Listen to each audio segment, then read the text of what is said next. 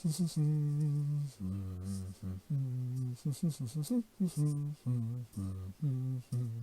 Force Orange.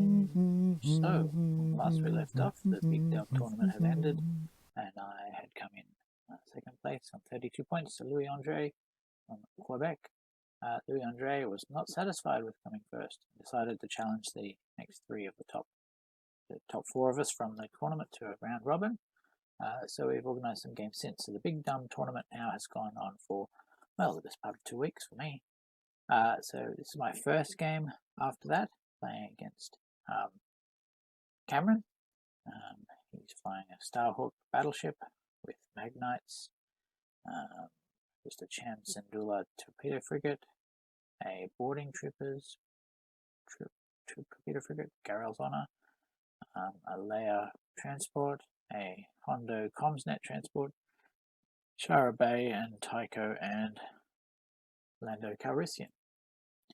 That's about it. I had the bid. I chose to go second. I think I had the bid. I'll have to check that. Doesn't matter.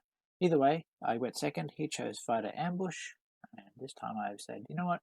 I'm going to put my rocks down properly, sensibly, not stupidly, and so that my squadrons can actually deploy somewhere useful, which I did.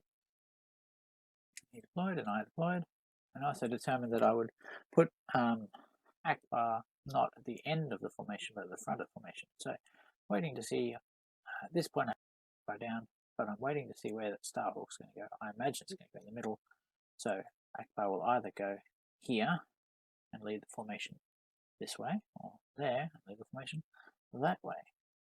It is ends up going on left of screen and leading down to the left. Oh, I aren't removing anymore. I've put my picture on the screen so you can see my beautiful face. It's going to be of the times in which we live, to live in this strange world. And then I spread my squads out, nicely spread out across all the rocks, just for humorous purposes. And we're off. In orders, and off we go. We both have 5 activations. I'm being second. The transport decides to, doesn't need what they're saying. Something useful and intelligent, no doubt. Zipping along, he comes forward. I decide, you know what, I'm going to fly that way. I'm going to force him to come at me. He said this hammerhead, and he said over the Discord, I'll chase down that torpedo, that Corvette transport. And I said to myself, you're very welcome to do that. That hammerhead wants to spend its life chasing GR-75s, it's very welcome to. Here comes the big boy, and out he comes. Yes, we do it. This one, I regret this decision. I decided to turn that way because I was thinking if it went the other way and followed the line, it's going to certainly end up in the front arc of that Starhawk and get chopped to bits, so I might as well turn the other way. But as you'll see in a moment, that was a bad decision. Squads move. My squads leap in and attack the things, unmolested by other things. But he's got those things are called. Let's talk about that for a second. He's got expert shield techs. Is that the one? Yeah. So when he spends his redirects, he can cancel a die. He's also got Wellix Blissex, the whole thing. He's got the Unity title. So he's got an extra redirect. He's got heaps of redirects. Redirects up the wazoo. So yeah, he's cancelling at least 2 damage from my squadrons every turn. So I don't think I think I managed to get through 1 damage through all of this. Because of his redirects. Maybe more than that. Yeah. New turn. So I'm pretty happy with how things are travelling at the beginning of turn 2. We'll see how we go.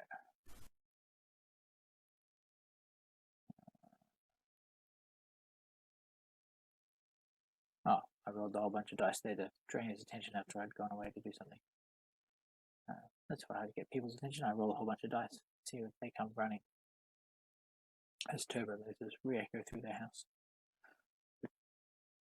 Yeah, I'm just moving along, setting up my gun lines, start putting some shots down on that thing, start navigating. I didn't want to fly behind that rock because that would have obstructed my attack for the future turn.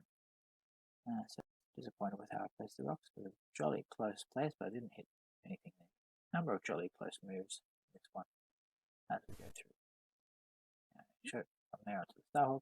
And this is my, so I'm pretty good at this game. I've got this list down pretty right, but this is a mistake. He should not have done what he's about to do. Here I'm thinking, I can duck in there, get in the side arc of that torpedo, I'll be in the side arc of that, whatever that thing is, the Starhawk. I'll live through that. No, double arced by the torpedo frigate. He's dead next turn, pretty much. Which is a shame. If I had my engine techs, I'm used to flying engine techs. That's my excuse. That was a pretty close lineup, but those boys ended up beautifully face to face. We should never even know what that transport's doing ever again, are we? And yep, off we go. So, getting some crits in, getting some damage done. He's shooting at me and doing all sorts of interesting things. Now he's landing on top of himself as well as he moves past his squads. I find that a lot of people land on their own squads, which allows me to replace them and allows my rogues to keep on going. So, trip for gameplay. Fighter ambush tokens start amassing now, start accumulating a few of them. As the game goes on, it'll happen more and more. Because he's been shot at by my corvettes now, he doesn't want to use his redirects just to stop the fighters. Chomp, chomp, chomp, chomp, chomp. And we're up to round 3. So again, pretty happy with this. But yes, I'm about to lose that corvette. If that corvette had simply slowed to 1 and stopped right here, it would have got at least another turn of shooting, pew with that, before the Grill's Honor moved up, and then it could have even possibly jumped past the Grill's Honor after Grill's Honor had come up to it. But no, I decided to be clever. So I regret that. I would have got at least another couple of, I would have got some more use out of it, some more broadsides on that Starhawk. So yeah, that corvette's dead. Here comes the torpedo boat. Put some more shots on the Starhawk.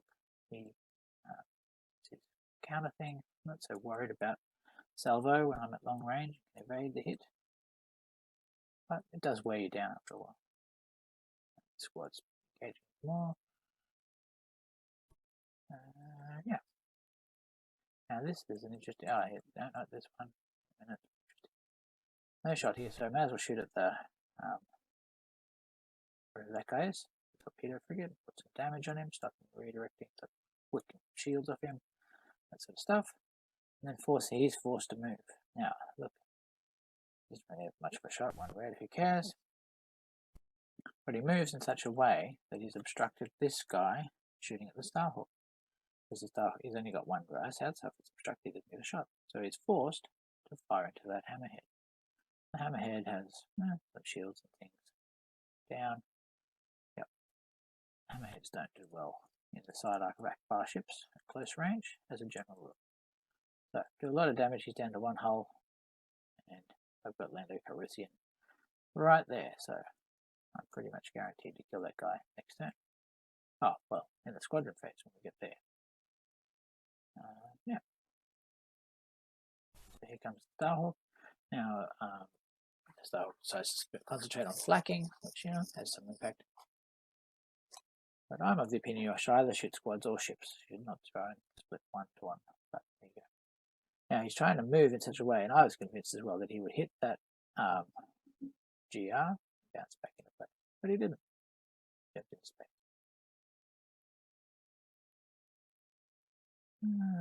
Yep, that's about it. Come the squads. Doing the damage, knocking things down, smashing away.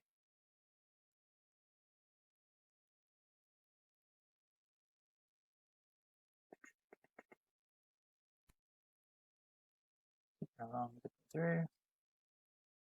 And we're up to the new turn.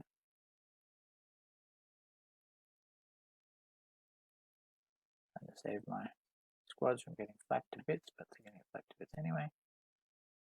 Here we go. Thinking about what I'm going to do with this guy. Just speed to head towards that thing.